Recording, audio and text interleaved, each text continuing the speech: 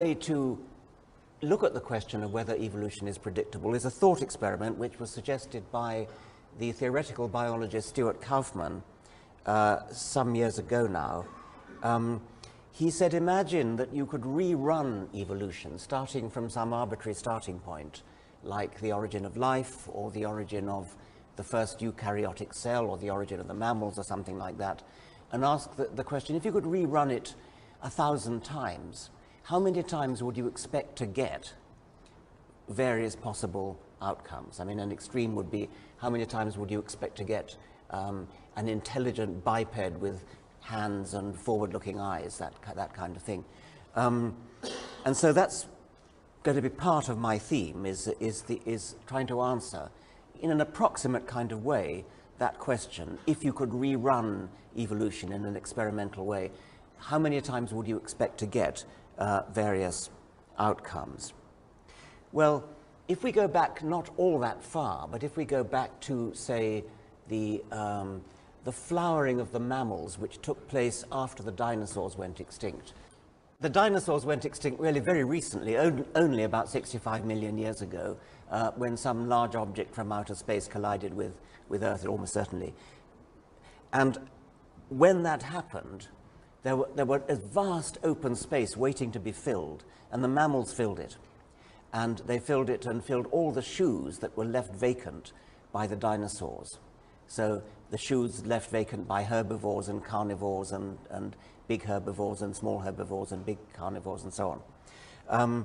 But what's interesting is that this was done separately in a number of different places, continents or islands, which were more or less isolated from each other. And I've listed there Madagascar, Australia, New Zealand, South America, and Africa. And the mammal experiment was, in a sense, run independently about 5 times in different parts of the world, which were pretty much isolated from each other because the great southern continent of Gondwana was drifting apart by then. And each of the fragments of Gondwana, Australia, Africa, South America, and so on, carried with them their cargo of proto-mammals, which were kind of small, shrew-like creatures. And in each of these places independently, these small shrew-like animals developed, evolved, flowered, and produced the great range of mammals that we see in those places. So in Australia, for example, that looks like a dog. It's not a dog, it's a marsupial, and it's a closer cousin to a kangaroo than it is to a dog. But it looks like a dog, behaves like it, actually went extinct in the 1930s, behaves like a dog because it lived a dog-like way of life. So there we're starting to get an inkling that there's something predictable about evolution, in that in different places, if you start with shrew-like animals, you could perhaps predict that something a bit dog-like might evolve. There are, on the picture, 3 ways to make a mole. The one at the top right is the familiar mole that we know.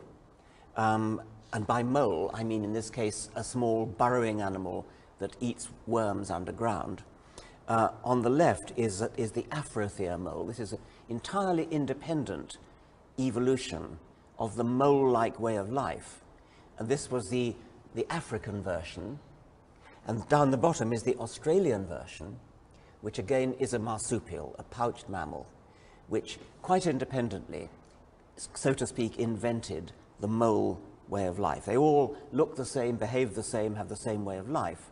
And so once again, we have an element of predictability creeping in here. You can predict that something like a mole is quite likely to evolve if you rerun evolution. There are 2 ways to make a flying squirrel. On the right is a true flying squirrel, a rodent. Flying squirrel, they don't really fly. They're squirrels which glide, so they have a membrane, a skin, stretched between the forelegs and the hind legs, with which they don't truly fly like a bat or a bird, but they glide great distances from tree to tree. And on the left, you see the marsupial equivalent. So once again, in Australia, marsupials independently evolved the flying squirrel way of life. There are two ways there to make a saber-tooth. They're both extinct, but you've probably heard of the so-called saber-toothed tiger, which is the one on the right. No, sorry, the one on the left. And that's a cat, and it went extinct not that long ago, quite recently. On the right is, again, the marsupial equivalent of the saber-tooth, with the same fearsome, giant canine teeth. Once again, converged upon the same way of life and the same anatomy. Once again, an element of predictability. That marsupial there, Thylaco smilus, is not an Australian animal, that's a South American animal.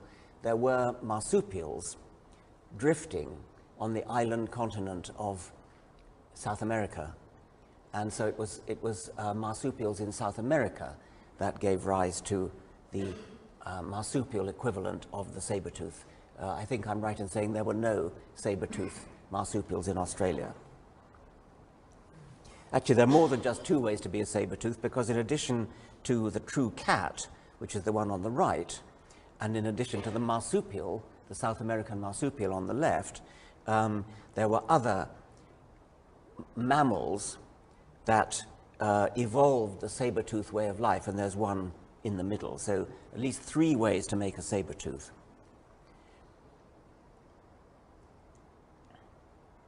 Sometimes the solution to the problem is not so similar, and on the top of that picture you see various kinds of kangaroo, which were the Australian, are indeed the Australian equivalent, marsupial equivalent to antelopes,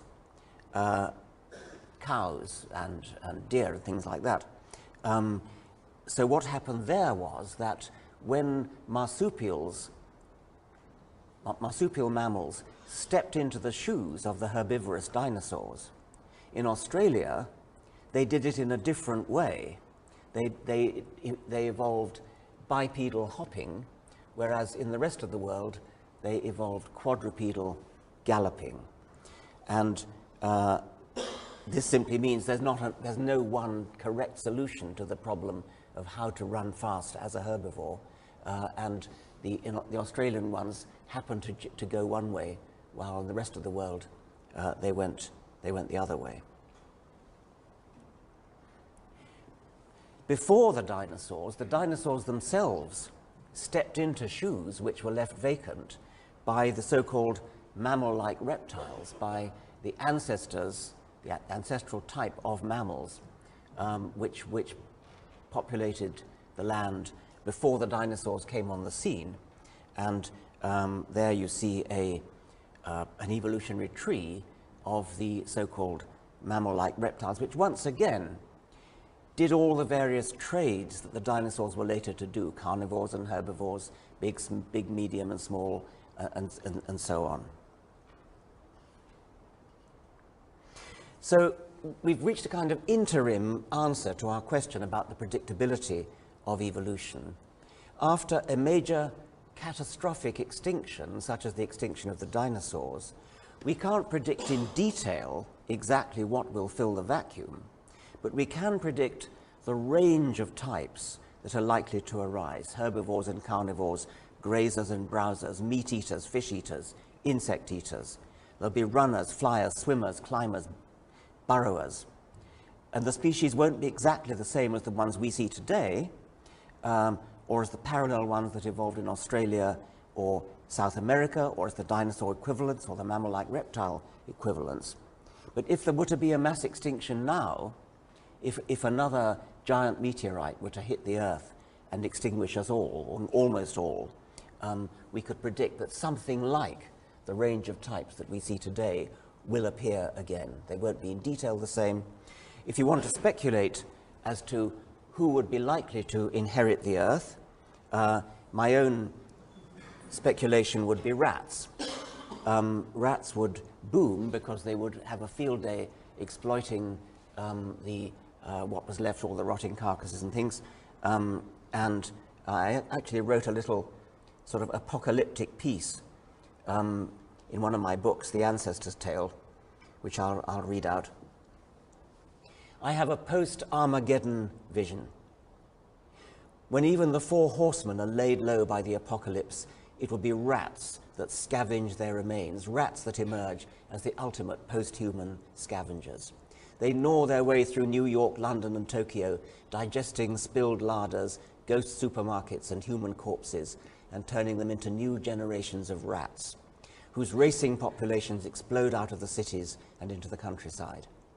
In a period of intense competition, short generations conspire with radioactively enhanced mutation rates to boost rapid evolution. With human ships and planes gone, islands become islands again, with local populations isolated save for occasional lucky raftings. Ideal conditions for evolutionary divergence. That's very important. You can't get evolutionary divergence unless you've got something equivalent to islands to separate off the populations that are beginning to diverge in evolution. If they're connected together, then sexual reproduction contaminates each other, and so they can't divide. So islands are vitally important for evolutionary divergence. Carry on reading from my purple passage. Within 5 million years, a whole range of new species replaced the ones we know. Herds of giant grazing rats are stalked by giant saber-toothed predatory rats. Given enough time, will a species of intelligent, cultivated rats emerge? Will rodent historians and scientists eventually organize careful archaeological gnaws through strata of our long compacted cities and reconstruct the peculiar and temporarily tragic circumstances that gave ratkind its big break? A man called Dougal Dixon actually wrote a book predicting, I think it was called something like 50 million years hence or something like that. No, it's called After Man. And he's an artist, and he drew a whole lot of speculative pre-constructions, I suppose we could call them, of the likely animals that he thinks might be there in 50 million years' time. Of course, he hasn't the faintest idea what would be there, but he does a reasonable speculation based upon what we've seen in the past after mass extinctions. And he, too, speculates that rats would play a big part in the radiation of new types, and there he's drawn a kind of walrus-like creature which would have evolved from ancestral rats. It's not that implausible, by the way, that rodents could be big, because in the past, again in South America, there were giant rodents, sort of giant guinea pigs. The largest rodent today is the capybara, which is about the size of a pig, well, a sheep, I suppose. Imagine a guinea pig the size of a sheep. They've got some in Burford Wildlife Park. They're worth going to look at. But in a few 100,000 years ago, there were giant rodents, giant guinea pigs the size of a small rhinoceros or a tapir. And there are pictures there next to a modern rhinoceros and a tapir. Okay, so that's one way in which we can tentatively answer the Kaufman thought experiment. What would happen if you rerun evolution? That way is looking at geographically separate places where the experiment has actually been accidentally rerun by luck. There's another way of doing it. We don't have to rely on geographical separation. We can think of the experiment of evolution being rerun not from the same starting point in different geographical regions, which is what I've been talking about so far, but from different starting points, very possibly in the same geographical region. For example, it's been calculated that the eye has evolved about 40 times or several dozen times independently in different parts of the animal kingdom. How do we know that? Well, we can draw the family tree of the major branches of life, the pedigree of the major branches of life, and we have plenty of evidence for what the family tree is like. And then we can fill in the family tree, which is all modern animals, remember, we can fill in the family tree and draw in what their eyes look like. And if you see the distribution of eyes dotted around the tree of life, you can work out that different kinds of eyes have evolved in different places, and in some cases the same kinds of eyes have evolved more than once. And you can count the number of times that from independent starting points eyes have evolved, and it's several dozen times. So evidently an eye is a very good thing to have, so it's not surprising that eyes have evolved many times in different parts of the animal kingdom using very different optical principles. So the camera principle, which is what our eyes use. And we know that the camera principle has evolved several times independently. Most glaringly, if you compare the camera eyes of vertebrates with the camera eyes of mollusks, most well developed in cephalopod mollusks and things like octopuses, because octopus eyes work in the same way as ours. They're a camera eye with a lens in front, a focusable lens, a retina at the back, and a pupil that stops down. They have very similar features, but there's one massive difference, which is that in the vertebrate eye, well, let's start with the octopus eye. The octopus eye is sensibly designed with the light-sensitive cells, the photocells, pointing towards the light, pointing towards where the light's coming from. But in our eyes, the photosensitive cells are pointing backwards. Clearly rotten design, and it has the consequence that the wires connecting the photocells to the computer, which is the brain, have to pass over the surface of the retina, which they do. So imagine designing an electronic camera in which the wires connecting the photocells, instead of going out backwards, go out forwards, and the light has to pass through this forest of wires before it hits the photocells. Well, that's interesting because it's clearly bad design, but it's also interesting because it shows that the evolution of the camera eye was independent in those two groups. And by similar reasoning, you can show that the eyes evolved several dozen times. In addition to the camera eye, there are various different kinds of compound eye, which work in an entirely different principle, whereas the camera eye has a lens which focuses an inverted image on the retina, an upside-down image, just as a camera does. A compound eye has, do we have a blackboard?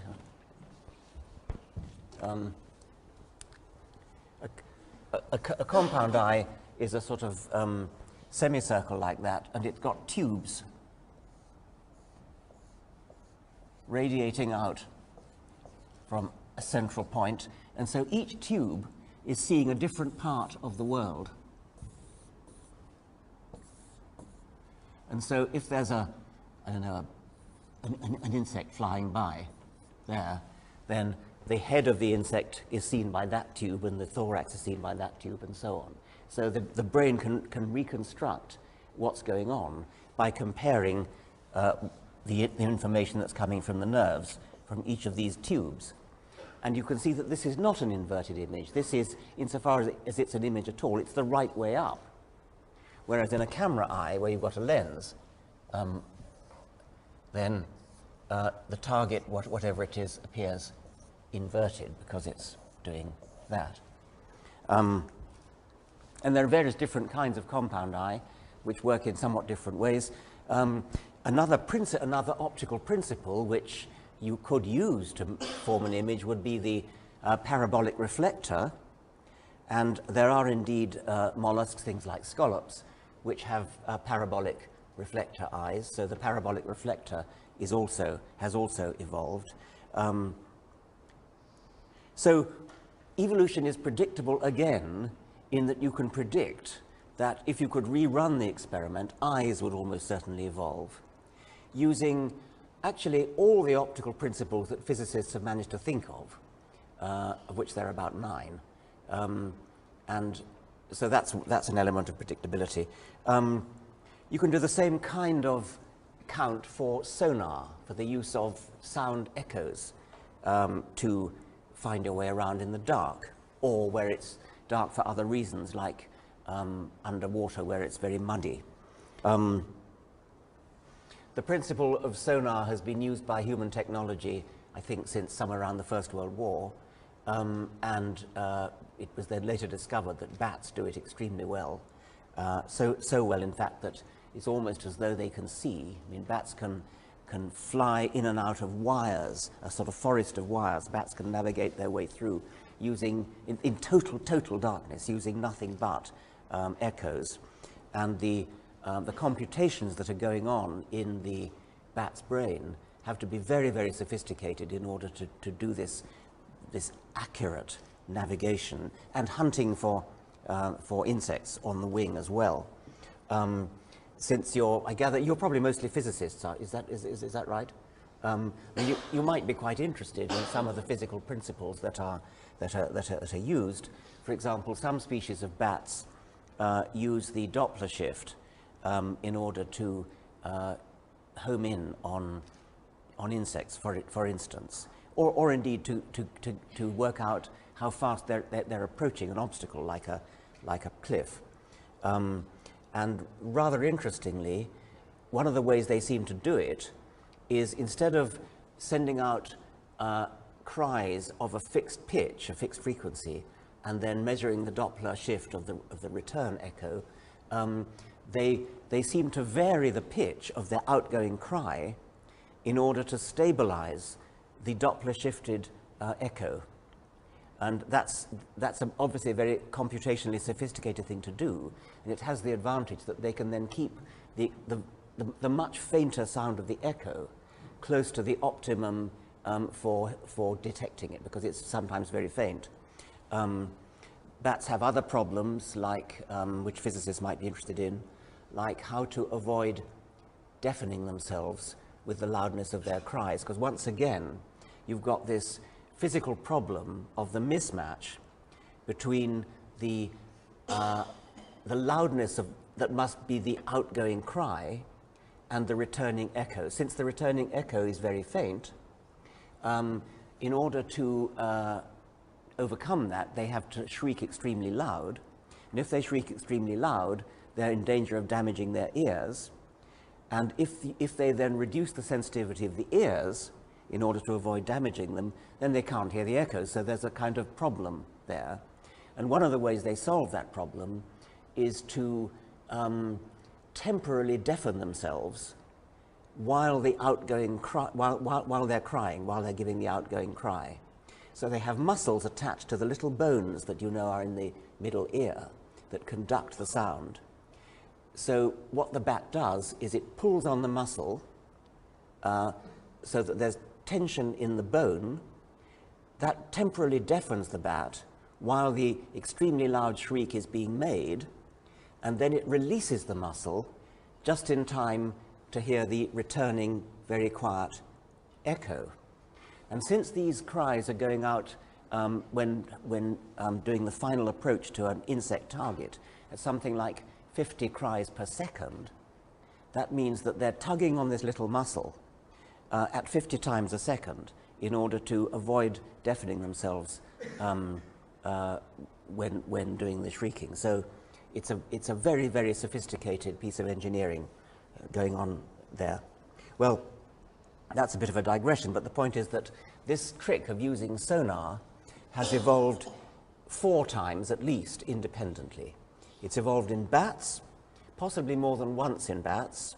It's evolved in toothed whales, that means mostly dolphins, quite independently, and it's evolved in 2 separate families of birds, both of them living in caves, the cave swiftlets from which make bird's nest soup, and there are similar but unrelated cave-dwelling birds in South America. So we have the same trick having evolved 4 times. That's much less often than eyes have evolved. So we might say that, going back to the question of the predictability of evolution, eyes are highly predictable. Echolocation, sonar, is only somewhat predictable. Since dolphins use sonar,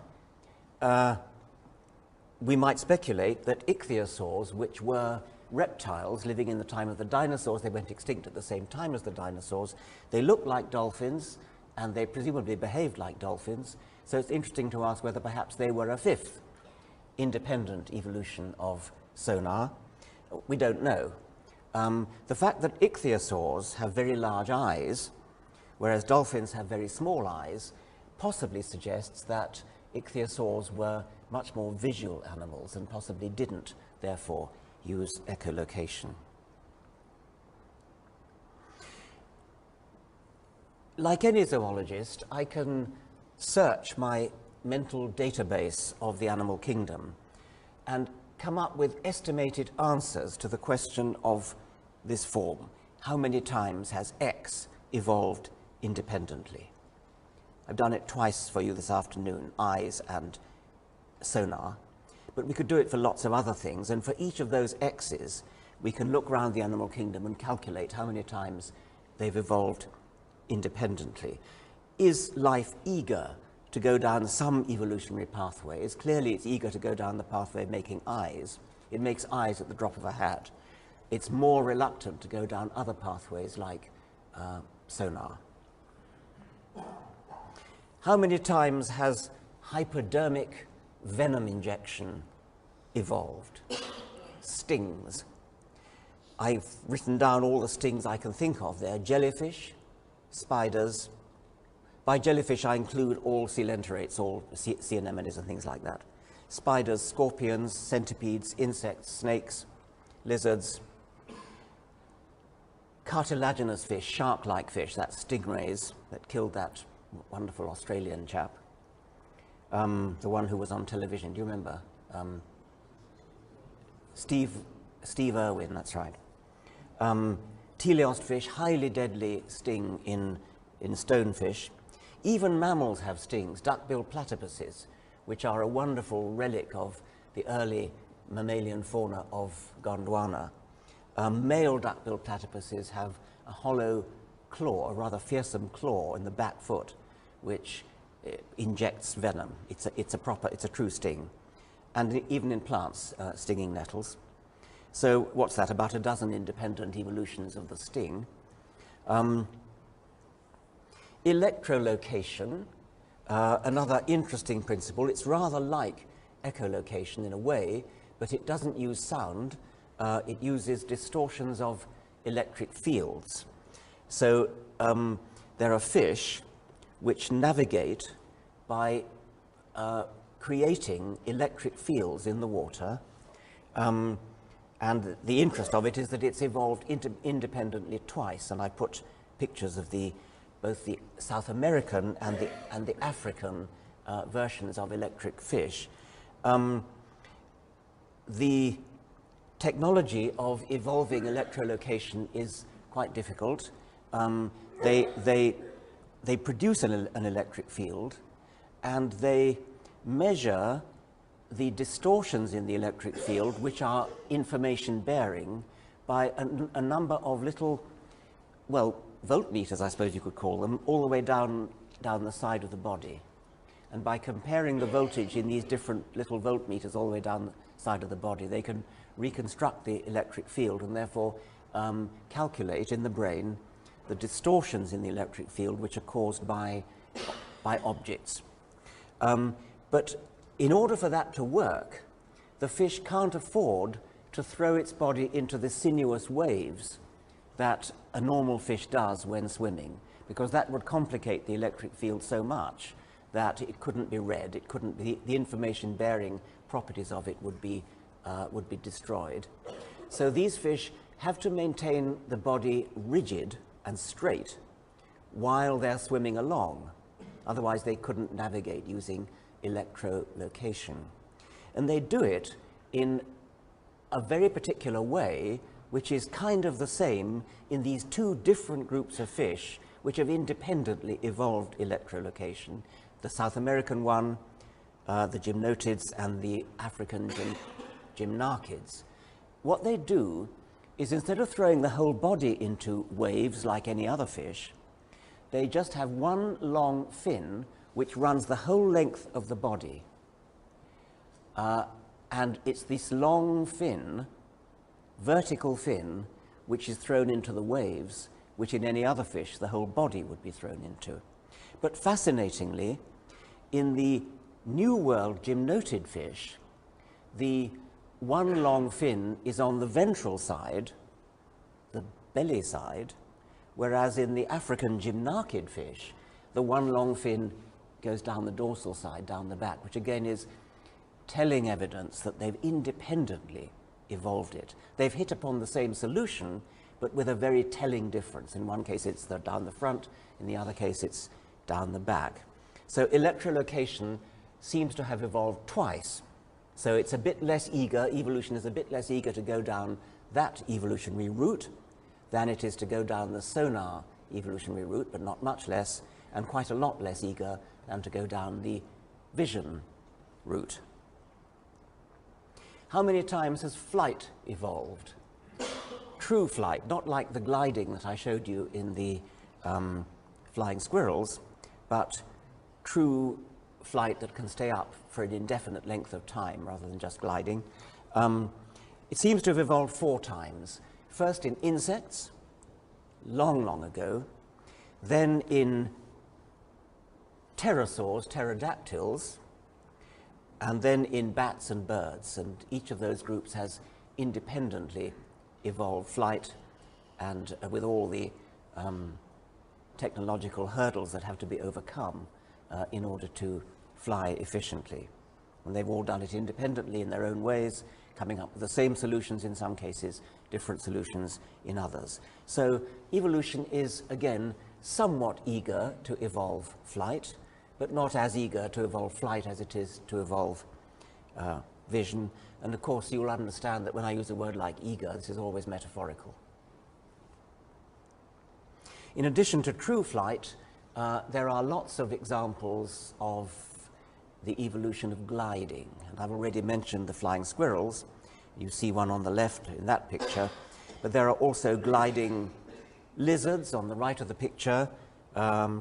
There's a snake that does the same thing, that launches itself from high trees, and it's got a kind of flattened body, and it kind of wiggles its way through the air, falling all the time, but it's a controlled fall, and it can go on for quite a long time.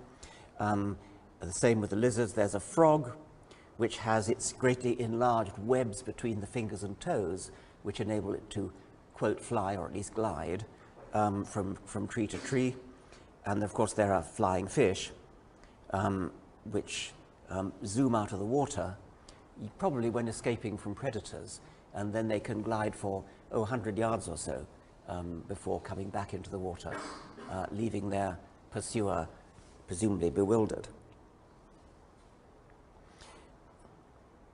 Squid do the same thing sometimes, and they achieve their speed by jet propulsion. So we might then ask the question, how many times has jet propulsion evolved? Squid swim backwards by squeezing water out of a spout inside the water is inside the sort of chamber of the body, and it's squeezed out, and they can swim extremely fast doing that. So jet propulsion has evolved in squid. It's also, in a funny kind of way, evolved in another group of mollusks, scallops. It's really nothing like the way squids do it, but scallops don't swim much, but you do sometimes see them swimming. And they swim by clapping their 2 shells up and down like a pair of castanets. And you might think that the way they would do it would be to go backwards like that. You'd think that's what it would. Actually, they go forwards. And the reason is that when they clap the 2 shells together, water is squeezed out of 2 holes at the back. So like a plane, there are, with 2 jet engines, these 2 holes at the back have water squeezed out, and so the scallop swims forwards like that. What about things that have evolved only once or not at all?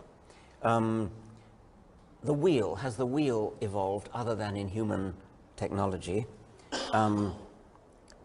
Fascinatingly, the wheel seems to have needed to be invented, and there's that wonderful story, which I think is probably true, that the South American civilizations, the pre-Columbian South American civilizations, did indeed invent the wheel, but only for children's toys, and they never seem to have generalized it to really useful transport purposes. I think there's only one example of a true wheel in nature, and that's the bearing, the axle of the bacterial flagellum. Some bacteria have a flagellum, which is a long whip-like tail, and they wiggle that tail in order to propel themselves along. The tail actually rotates, and sometimes it's rather corkscrew-like. And so if you're a bacterium that small, water, you have problems with surface tension and things like that, and swimming through water is a bit like screwing yourself through a kind of jelly, I suppose. And the tail, the flagellum, actually enters the wall. What you see there is the wall of the bacterium, and you see the flagellum going off to the left. That's just the base of the flagellum, and it really does rotate. And it's a true axle. It really does go round and round and round. And what you're seeing there embedded in the wall of the bacterium is a true little motor. It's a little motor which goes round and round, and so it is really a true wheel. So it seems to have evolved only once, apart from in human technology. Language, true language with syntactical, with hierarchical syntax, seem to have evolved only once, and that's in humans. Plenty of other animals use sound for communication, but they don't use recursive, self-embedded structure as we do. By that I mean things like relative clauses, prepositional clauses. It's surprisingly hard, actually, to think of any good ideas that have only evolved once. And I went and talked to my colleague, the entomologist George McGavin, to see whether he could think, because he's a great naturalist, and I want to see whether he could think of examples of good ideas that have only ever evolved once. And he came up with a little list, which I'll go through briefly. The bombardier beetle, genus Brachinus, seems to be unique in that it has a deterrent or a punishment for predators, which is a hot explosion. The bombardier beetle keeps in separate, they have to be separate glands, two chemicals which, when mixed together, explode with violent heat. And they shoot a jet of hot liquid out of the beetle's rear end through a directed nozzle. This case is well known to creationists who love it because they think it's self-evidently impossible to evolve such a thing by gradual degrees, because all the intermediate beetles would explode.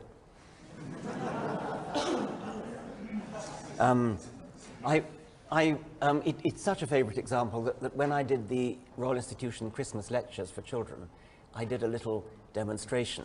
I got great big bottles of the two different chemicals. One was hydroquinone and the other was hydrogen peroxide. And I said, well, now I'm going to mix these two chemicals. If anybody would like to leave the room, they're welcome to do so. I then put on an old World War II helmet and sort of got down behind the bench and poured that, and God, nothing happened at all. And then I explained that there has to be a catalyst, and you can, by gradually increasing the dose of the catalyst, you can increase the strength of the reaction. And so we do, in fact, have a gradual evolutionary staircase towards the final adaptation, and I demonstrated it by increasing the dose of the catalyst. And the final one, we did get a rather satisfactory whoosh up to the ceiling when I added the two chemicals together. So the bombardier beetle does seem to be an example of something that's only evolved once. McGavin's next example is the archer fish, Toxotes, which seems to be unique in lurking just below the surface of the water, looking up and spotting an insect on a branch, on a bush, above the water, and then directing a finely aimed jet of water at the insect and knocking it off its perch into the water, whereupon the fish eats it. McGavin's next candidate for an evolutionary one-off is the diving bell spider, Argyroneta. This spider has returned to the water. It's one of many animals that comes from the land. Originally, its ancestors lived in, I mean, all animals came from water originally, and then many of them came onto the land, and then quite a lot went back to the water, things like seals and whales and turtles, and some spiders, including the ancestors of Argyroneta. But Argyroneta, unlike whales and manatees and turtles, takes its supply of air down with it. Unlike a whale, which has to come to the surface to breathe, Argyroneta has a diving bell. It has a bubble of water which it creates, and then it goes down in the bubble, underwater, and sits in the bubble, waiting for prey to come by. And every now and again, it has to go back. It's rather like taking a cylinder, a scuba diver taking a cylinder of air. Every now and again, it has to go back up to the surface to replenish its bubble, and then it goes down again.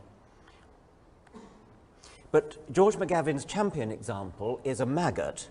It's the larva of a horsefly, Tabanus. Lives in Africa, and it does a truly remarkable thing.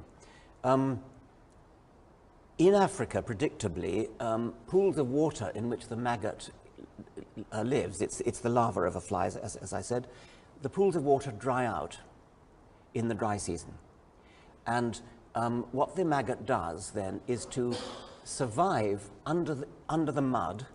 It burrows its way into the mud and then waits for the next rainy season.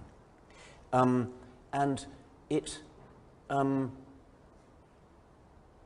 burrows in a very, very special way. And it has to do this because if you burrow in the mud in Africa, as the mud dries out, it cracks. And you know, if you see under drought conditions, the mud cracks as it dries and forms a kind of jigsaw pattern. And there's a grave risk for these maggots that one of these cracks will happen to cut right across the place where it's lurking under the mud. But if it could somehow engineer that the mud would never crack right across its little hidey hole, it would be all right. So what it does is, before burrowing down into the mud and putting itself to bed there, what it does is it corkscrews, it digs a corkscrew-shaped hole in the mud going one way, and then it does another corkscrew-shaped hole going the other way. And then finally, it goes straight down the middle between these two spirals. Now think what happens when a crack is moving across the mud. The crack moves across the mud, and it comes across this cylindrical area which has been weakened by these corkscrew burrowings.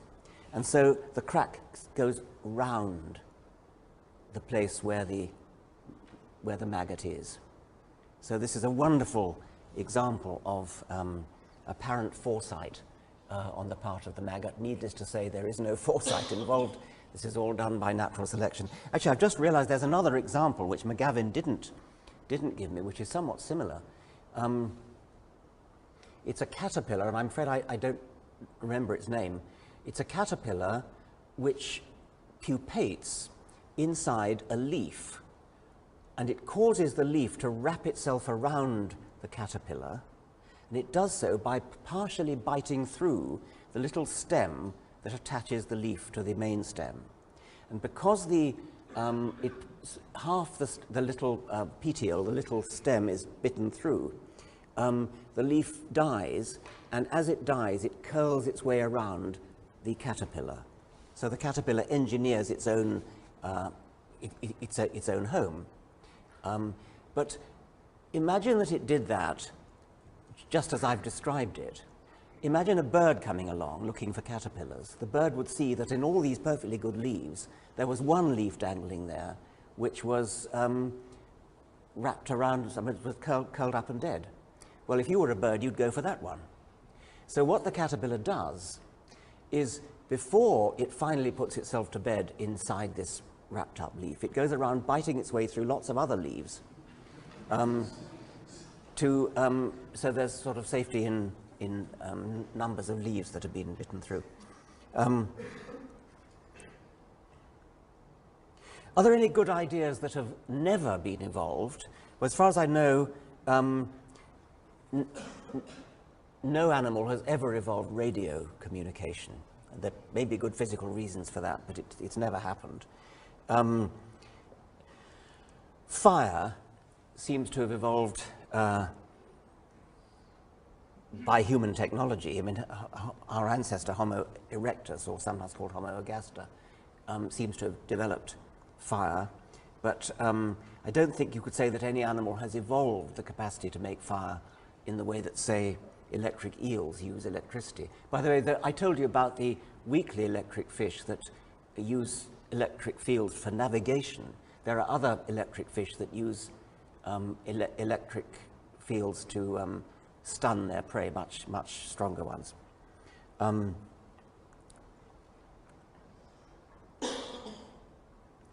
supposed to leave time for questions, aren't I?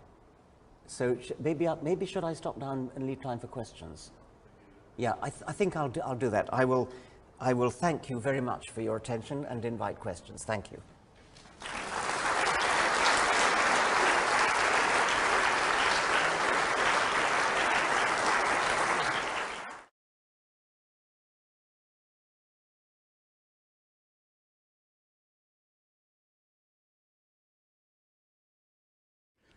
This is more a comment than a question. As far as I know, mathematics has only been evolved once, but independently by many different humans, isolated from each other. Yes, mathematics has only been evolved by humans, but independently by different groups of humans. That's a very interesting case. Of course, explicit mathematics in terms of actually writing down symbols and formulae, that's what we mean by mathematics. But I need hardly add that, of course, animals are using mathematics all the time unconsciously. When the archer fish is aiming its spit, aiming its water at a target, it must be, in some sense, doing calculations. Its brain is I mean, we can write down the calculations that it must be doing, and in some sense, it's a very interesting sense, its brain must be doing similar calculations. And then when a bat catches an insect, and when almost any animal does anything, you could say that it's kind of using mathematics.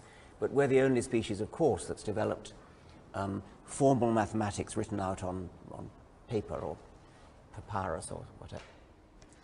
Hi. Yeah, I was interested about the importance of islands in developing diverse biological pathways. I was wondering if you could give us some thoughts about how that applies to ocean-born life forms. Yes. Okay. The importance of islands, as I said, is that if it were not for islands, if the entire habitat of the animals you're talking about is absolutely uniform, then there's nothing to stop gene flow between different parts of the population.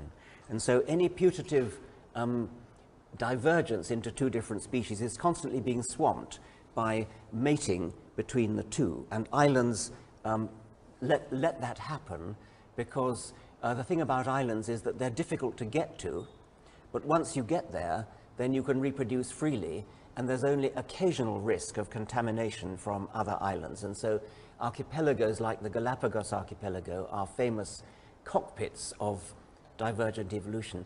The questioner asked, how can that happen in something like the sea, where you don't have islands? By the way, the word island, of course, doesn't just mean land surrounded by water. a lake is an island from the point of view of a fish. A mountain top is an island from the point of view of the kind of animal that can only live at high altitude, surrounded by low altitude areas that it can't survive in. In the sea, the equivalent of an island might be a reef, where which is separated from other reefs, and so something like many species of fish which live only around coral reefs. The distance that separates one reef from another would constitute the equivalent of the island effect. And animals that live in shallow water bays, for example, that would be another example. Language, for example, has that only evolved once, or would you say that? Language, yes. Language has pretty definitely only evolved once. I think we can safely, well, sorry, I don't know how many times it's evolved separately in humans. It might have evolved more than once in humans, but humans seem to be the only species that have evolved language. There are precursors of language, which are the use of numerous different kinds of cries and songs and things, often very elaborate. But as I said, they don't have syntax. It's characteristic of human language that it has grammatical structure which is self-embedded, and by that I mean things like this is the something that did the something that did the something that something the house that Jack built. Now that's a series of sort of open brackets of relative clauses. The adjective noun of the adjective noun, which adverbly verbed in the noun of noun which verbed, adverbly verbed. Now I think you can all tell, because you're all linguistic animals, that that was a grammatical sentence, never mind the fact that it was just nonsensical words. But when you hear a sentence that opens a relative clause and then doesn't close the bracket again, you immediately know that's not a grammatical sentence. So if I say, the man with the red hat, you want that to be finished. The man with the red hat who threw it in the air, you can see where the brackets come, brackets within brackets, and you want it to be finished by has gone to London or something of that sort. So the man with the red hat who threw it in the air has gone to London rounds the whole thing off. It appears that no other animal has that. It seems to have evolved only in humans. There is telling, suggestive evidence that there are certain genes, maybe just one or two genes, which have mutated from our ape ancestors so that we are the only ones that have the mutant form, and that mutant form of the gene seems to be at least very important in language. The evidence for that is that there are some individual humans who are unfortunate enough to have back mutated to the version of the gene which other apes have. So they don't have the human version of the gene, they have the chimpanzee version of the gene. And they can't talk, they can make noises and they can learn a few words, but they can't string sentences together. And so it's possible that the evolution of syntactic grammar was made possible by one or two very particular mutations. It's a remarkable case where you can actually pin down, or possibly pin down the genetics of what happened. Some non-human animal communication is quite sophisticated. The most sophisticated might be the bee dance, where bees, highly social animals, can communicate to each other the direction and distance of food by means of a code. It's not a grammatical code, it's a sort of mathematical code, and it is, I can tell you, you may already know about it, but perhaps see if there's another question. Thank you, Professor Dawkins, for a very interesting talk. I think it's been a long time since I've learnt so much in 1 hour. But I was interested by your approach, which I would describe as observational stroke interpretive. It seems to me there's an alternative approach in fact, which is actually the one I was expecting, is where you would start from a position of understanding the drivers of evolution, and then start from a certain set of conditions, and then go through the influencing factors to end up, you know, with an answer to your question. And in fact, that approach, I would have thought, would end up with your final position would end up depending on your starting conditions. Yes. But I mean, is that not a valid approach, or is it one that somebody's attempted? I presume you mean something that an experimentalist would wish to do. I mean, you'd actually want to manipulate evolution. Do you mean? No, not necessarily an experimentalist.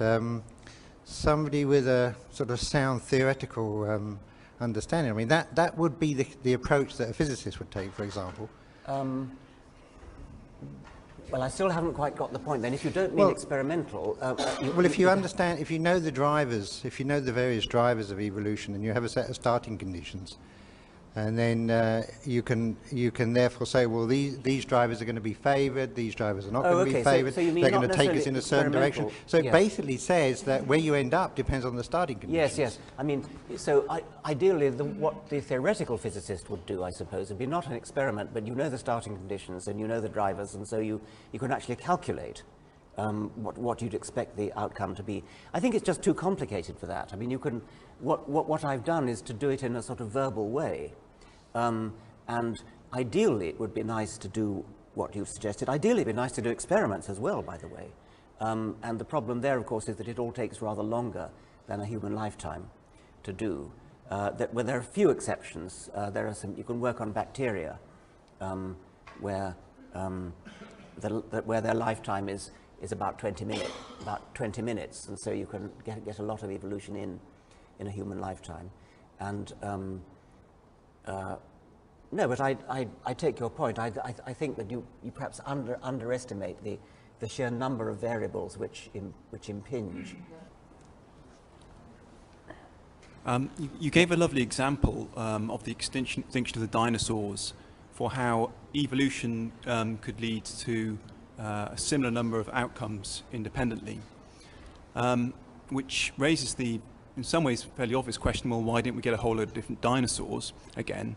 And presumably the answer is quite simply that, well, DNA would have evolved and the environment might be different also. So here's the question. What do you think is more important, the environment in which the evolution is happening, or the DNA? Okay, that's a very interesting question. I don't know whether you could hear it, but the question was, when the dinosaurs went extinct and the way was open for a whole new flowering of evolution to fill their shoes, why didn't new dinosaurs evolve? Why was it mammals, and why did they do it in somewhat different ways? And the question is, how much of that is due to differences in the environmental pressures, and how much of it is due to the DNA, as it were, the starting conditions?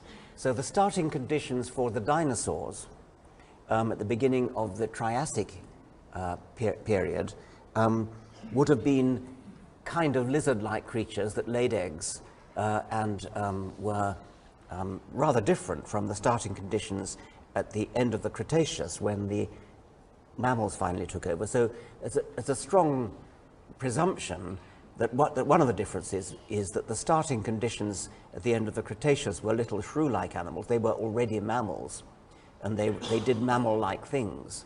They had hair, they had milk, they had all the things that mammals have. So they were starting off different from the sort of proto-lizardy types that started off the dinosaurs. But nobody really knows, nobody can really answer your question, how much of it was that difference, and how much of it was that conditions were different after the Cretaceous extinction rather than the beginning of the Triassic. It would be possible to speculate about that, but I think my answer would be the sort of rather evasive one, that they're probably both very important. But from the genetics point of view, what is the implication? What are the implications of the fact that the same features appeared in different species independently? Right. What does it mean? Does it mean that there is a common mechanism or a proto-genes which are common to the different Yes. species? That too is a very interesting question. The question is, when you get similar evolution in different groups of animals, which is largely what I've been talking about, are the similarities due to similar mechanisms in the bodies, or are they due to just purely independent rediscovery of the same technical solutions to problems? If you'd asked me that several decades ago, I would have been heavily biased in favor of the second of the two. I'd have said it's entirely independent evolution, entirely independent. Similar problems are solved by similar solutions. And so when, say, octopuses evolve eyes and vertebrates evolved eyes, it was just a totally independent evolution of the camera eye principle. However, more recent evidence on embryology, actually how embryos develop from genes, suggests that there are very surprising similarities right the way across the animal kingdom. For example, just to take eyes, since we're talking about eyes, there are genes which are recognizably the same gene right the way across the animal kingdom, recognizably the same genes in that literally the sequence of DNA letters is not identical, but it's sufficiently similar that you can tell that it must come from a shared ancestor, very, very, very ancient shared ancestor. And I think I'm right in saying that all animals have this particular gene, and it goes under different names, but all animals have this particular gene, recognizably the same gene, and it always, when it does anything, it tends to make eyes. But the eyes that it makes work on very different optical principles. So experimentally, for example, people have taken this gene from a mouse and put it into a developing fruit fly. So if you take the eye gene, the gene that makes eyes, when it's in a mouse, it tells the mouse embryo to develop an eye here. But if you put that gene into a fruit fly, say in the elbow of the fruit fly, that very same mouse gene tells the elbow of the fruit fly develop an eye here, and it does. But the eye that it develops is not a mouse eye, it's a fruit fly eye. So a mouse gene causes a fruit fly to grow an eye in its elbow or its knee or wherever you happen to put it.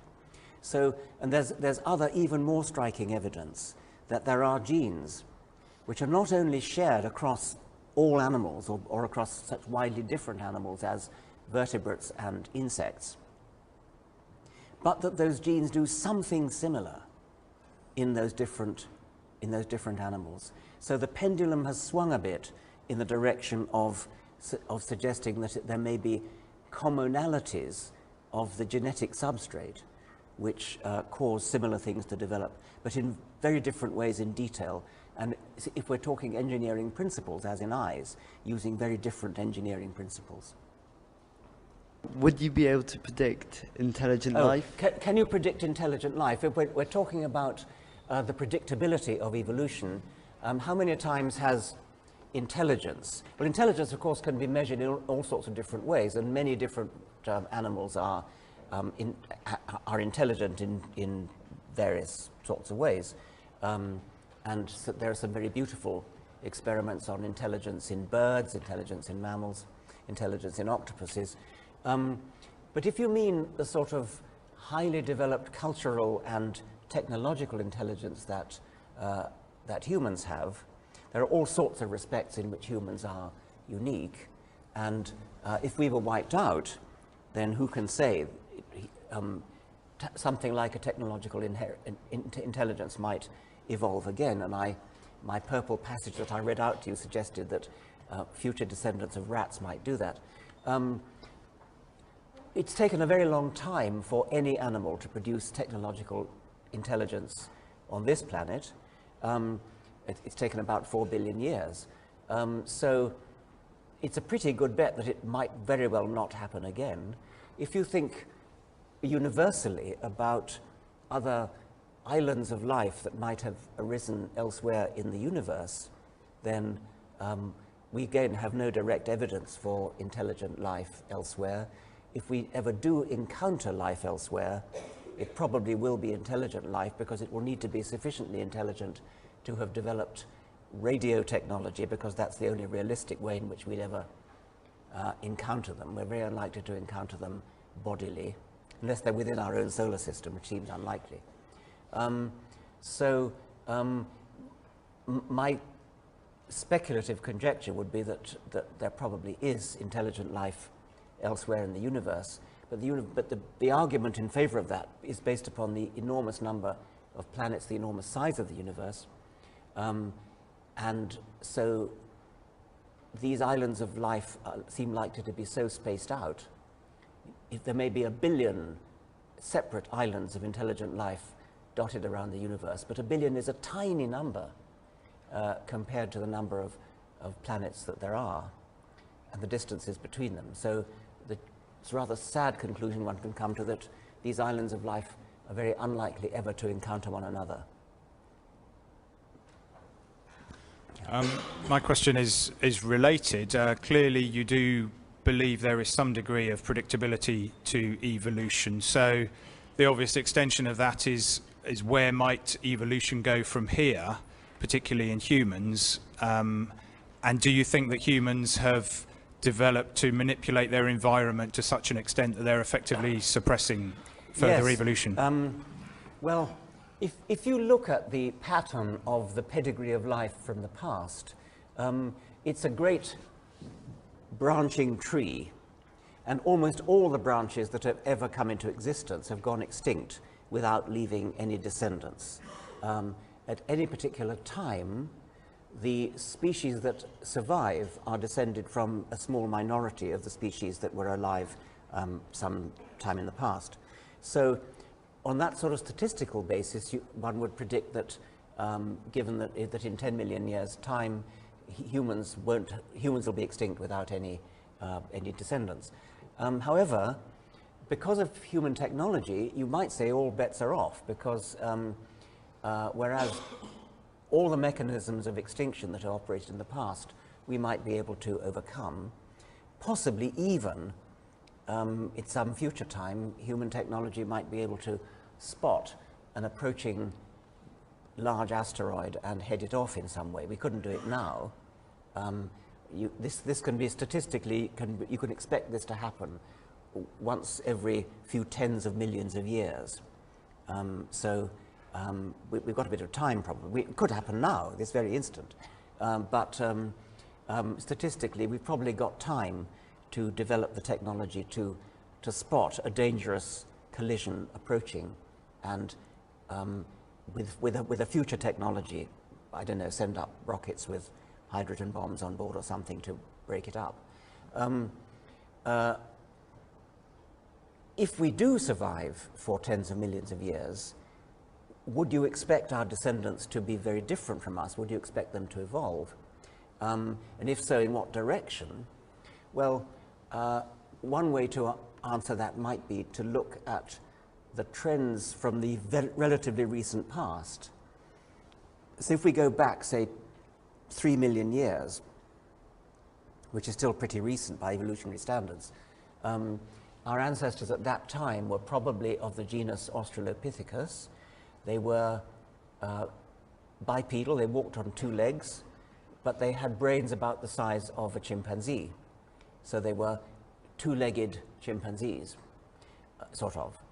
And the dominant evolutionary trend during the past 3 million years has been an increase in brain size, a very dramatic increase in brain size.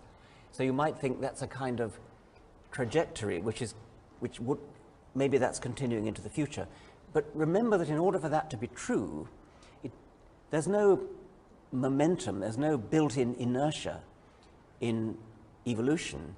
It depends entirely on natural selection, choosing certain types of individuals, possessors of certain genes, for breeding and others for not breeding, often by some dying more often than others.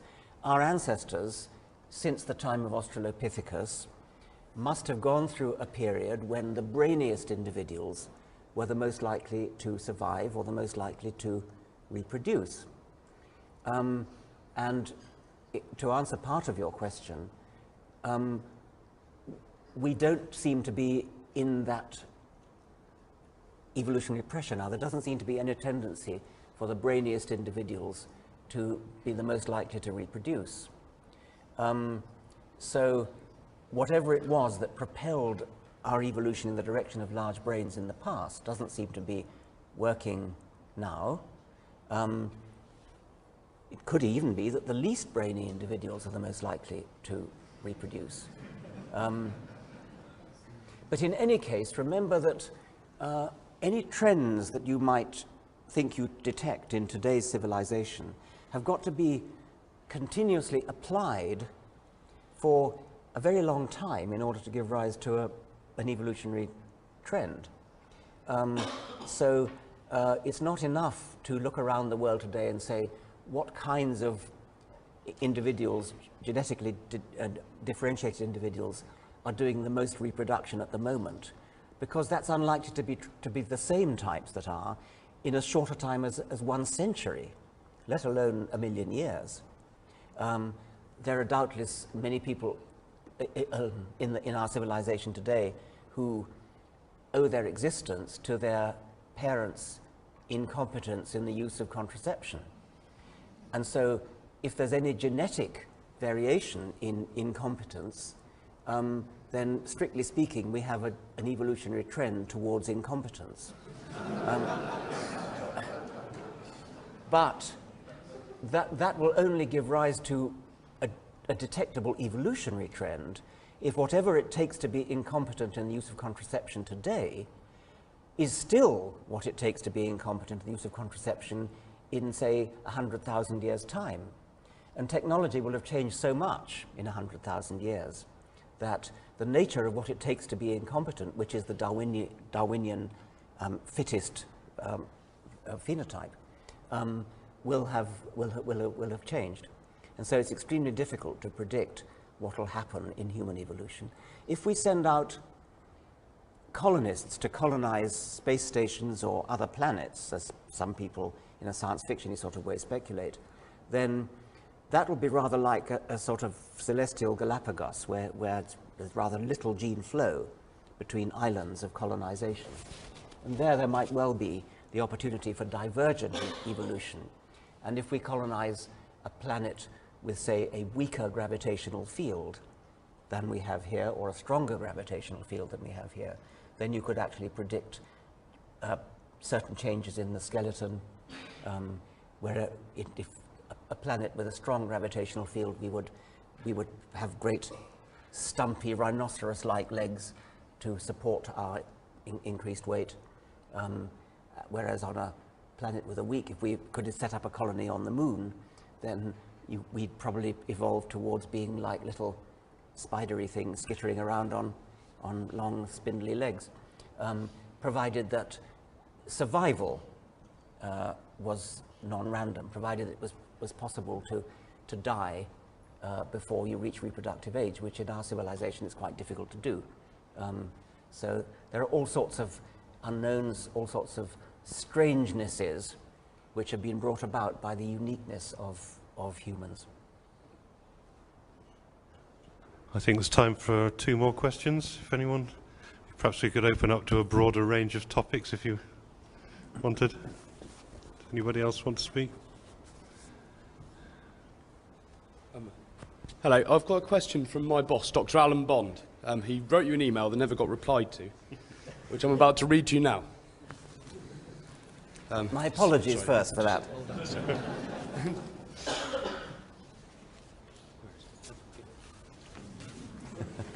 It's going to be a long one.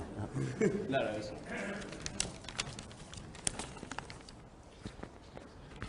It's only 1 page. Dear Dr. Dawkins, I am and have been since a small child atheist and not even slightly agnostic, and very close to the extreme limit on your non-believer scale. I do not normally feel the urge to discuss this, as I have better things to deliberate, But in the context of a fundamental scientific error in the God delusion, which I was given as a gift, I feel it necessary to get it out of the way to begin with, so you know where I stand. Your discussion of complexity growing from lesser complexity is incorrect. The entropy of an evolving biological system increases when all thermodynamic processes are taken into account, and the entropy, i.e. the disorder of the universe as a whole, increases. The local reduction in entropy is only local. The universe, it seems, began in a very low entropy, i.e. highly ordered state, and with a set of rules, the laws of physics, which I don't want to debate in this note, which eventually led this highly ordered state to create the organised molecular structures of biology and other things. Your much vaunted evolution argument is a consequence of that initial organisation and is little more than transformation of one ordered system into another. What you provide is mechanism, not the underlying thermodynamic cause. Now, if any of your opponents have the wit, they will say, if this isn't God creating man in his own image, what is? The initial state of the universe could just as easily satisfy the definition of the God the creator as it could any other argument. Big Bang arose by any other name, etc. And this low entropy beginning represents a serious starting problem in astrophysics. In addition, I myself cannot disprove the possibility that the overall activity of the universe is not the processing of information on a level that I cannot see, any more than a single brain cell can see the information being handled by the whole structure. The discovery of quantum entanglement complicates this still further, contradicting the locality of interactions, which is what the theory was supposed to be about. I present this to you first to correct what is a serious error which could undermine your arguments, but also to act as a devil's advocate on communication with God, since I feel your opponents generally lack the scientific knowledge to take you on. If atheists are to take a point of view on the world, they should be based on sounder foundations than those views that they tried to topple. The morality arguments are sterile, and I will not embark on those. Best regards, Alan Bond. Well, I wasn't really sure what the thrust of that was. I mean, and don't read it out again, please. I am not a physicist. The room is filled with physicists. If there was a suggestion there that evolution violates the second law of thermodynamics, that's just plain wrong. And I hope that's obvious to everyone in the room. As Eddington said, if your pet theory, how did it go? If your pet theory goes against Maxwell's equations, then so much the worse for Maxwell's equations. If your pet theory goes against observed fact, well, these experimentalists do bungle things sometimes. But if your pet theory goes against the second law of thermodynamics, I can offer you no hope. There is nothing for it but to collapse in deepest humiliation. So certainly evolution doesn't go against the second law of thermodynamics, nothing else does. I am not physicist enough to talk about the origin of the cosmos. That I would have to leave to probably just about everybody in this room better than me. And so I'm sorry to end on a rather unsatisfactory note, but I've been asked a question about physics rather than about biology. And as far as biology is concerned, it's absolutely clear what's going on. With no violation of any thermodynamic laws, complexity is increasing, but it's increasing locally at the expense of the rest of the universe. Okay, thank you for that. In a moment, I'm going to ask Professor Dawkins just to tell us in 1 or 2 minutes about the work of the RDFRS. We're making a collection for his foundation, retiring collection. So please fold your donations neatly in half and put them in the bucket. I didn't know that was going to happen, I'm sorry. And so could you just tell us a little bit about its work, please? Well, I'm slightly embarrassed. I'm very grateful. I didn't know that was in the cards. The foundation is for reason and science, and it's interested in education, obviously, in promoting science, in promoting reason, in promoting skepticism. It has 2 branches, one in America, which is doing rather a lot of things, and one in Britain. And perhaps I could just tell you about the most recent thing the British one has done, which is to commission an Ipsos Mori poll taken in the week after the 2011 census to try to find out what people who tick the Christian box in the census really believe. And the reason for this was that after the 2001 census, 72% of the British population ticked the Christian box. And this 72% was used by politicians and apologists to justify the imposition of Christian values, such as bishops in the House of Lords, such as faith schools, and so on. And a lot of us were rather skeptical of that figure of 72% because we believed that a lot of people would simply tick the Christian box because they were brought up Christian, or they were baptized, or they just feel that I feel like a good person, and so I might as well tick Christian, or I'm certainly not a Muslim, so I might as well tick the Christian box. So what we wanted to do was, first of all, to try to get the census authorities not to include the Christian question in the census, and we failed on that. They went ahead and put in a question, what is your religion, or do you have a religion? What is it? So we fell back on plan B, which was to run a poll, a large poll, professionally conducted, which is quite expensive, in the very week after the census, to ask people who tick the Christian box what they really believe. And we found some pretty remarkable things. First of all, the number who do tick the Christian box has dropped from 72% to 54%, which is an embarrassment to the lobbyists who want to use that figure. Second, if you just take the 54% and ask them supplementary questions like, how often do you go to church? Can you pick out which is the first book of the New Testament, given a choice of Matthew, Genesis, Acts of the Apostles, or Psalms? Less than 40% of the people who tick the Christian box are sufficiently familiar with the Bible to pick out Matthew.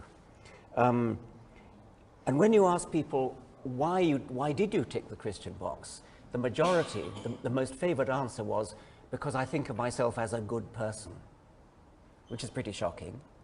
And especially when you go on to a supplementary question, which is, when you are faced with a moral dilemma, like what would be right or wrong in a situation, do you turn to your religion? Only 10% of the people who tick the Christian box answered yes to that. So that seems to contradict this view that you're Christian because you feel like a good person. And there are lots and lots of other questions, the general purport of which has been, I think, or will be, to undermine, to pull the rug out, really, from anybody who wishes to use the census as evidence that Britain is a Christian country, and therefore